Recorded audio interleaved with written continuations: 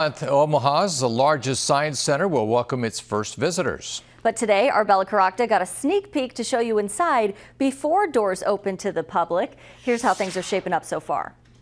Kiwa Luminarium is a place for everyone, and that's everyone, people who live in the metro, people who live way out in western Nebraska or rural Iowa, people of all ages, identities, backgrounds to come and explore.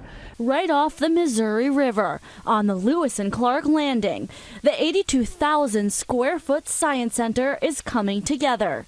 It's 2 floors with interactive exhibits that range from talking inside large discs to seeing heat in different forms, math, science, technology.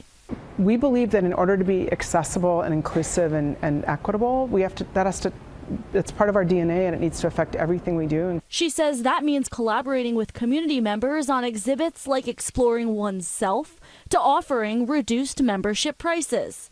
On Thursdays, adults can expect programming like wine nights. The museum will have free parking and time tickets at first.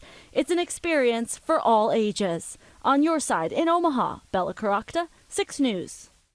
And with those timed tickets, we're told to sign up for your membership as soon as you can so you can grab those first tickets when they become available. You can find more membership information on our website, WOWT.com.